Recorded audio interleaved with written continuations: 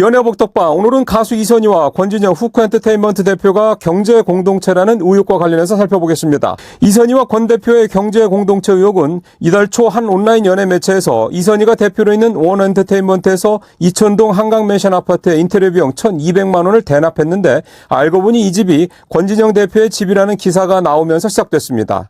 또 원엔터가 8년 동안 후크엔터로부터 소속 가수 트레이닝 비용 등으로 매달 5천만 원 상당의 자문료 계약을 맺어 총 43억 원의 매출을 올렸는데 원엔터가 설립될 때부터 사내이사로 권진영 대표가 있었고 원엔터에 권 대표의 부모와 남동생이 직원을 있으면서 10억 원에 달하는 급여를 받았다는 게 또 그 의혹의 근거였습니다. 하지만 두 사람이 경제 공동체라는 의혹에 몇 가지 의문이 있습니다. 첫 번째, 두 사람이 경제 공동체라고 하기에는 두 사람 간의 재산 수준이 너무 차이가 큽니다.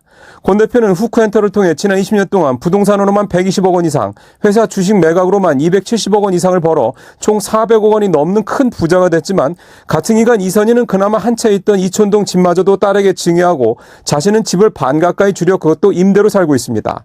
둘째, 이선희가 대표로 있던 원엔터테인먼트의 경우 대표는 이선희였지만 권진영 대표가 설립 때부터 사내이사로 있었고 고령의 권 대표 부모와 남동생이 직원으로 있으면서 급여 형태로 받아간 돈이 10억 원이 넘습니다. 심지어 2019년 권 대표가 이사직에서 물러난 뒤에도 권 대표의 아버지 건강보험료를 원엔터에서 납부했던 것으로 전해지고 있습니다.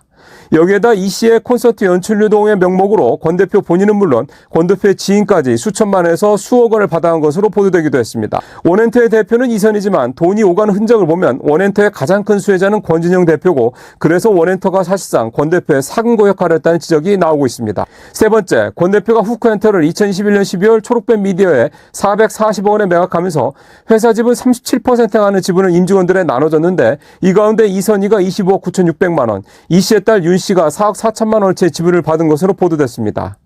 이 시기는 마침 이선희 씨가 딸에게 이천동 리버스위트를 증여한 시기인데 만약 두 모녀가 30억 원에 가까운 후크 지분을 받았다면 이선희가 왜 자신의 유일한 재산 리버스위트 아파트에 다시 들어가지 못했고 이 씨의 딸 윤 씨는 증여세도 제대로 내지 못하고 3억 원대 빌라에 계속 살고 있는 것도 의문입니다. 이선희는 1984년 MBC 강변가요제에서 제2계로 대상을 받으면서 가요계에 데뷔해 1980년대에서 90년대를 풍미했던 대표적인 국민가수 중에 한 사람입니다. 40년 가까이 국민가수로 수많은 콘서트와 공연, 적지 않은 CF까지 찍었지만 현재 그녀가 갖고 있는 재산은 사실상 아파트 임대 보증금 정도입니다. 반면에 1990년대 중반부터 이선희의 매니저로 인연을 맺었던 권진영 대표는 같은 기간 수백억 원대의 자산가가 됐습니다. 이런 객관적인 사실을 볼 때 과연 두 사람이 경제 공동체라는 얘기를 할 수 있을지 의문입니다.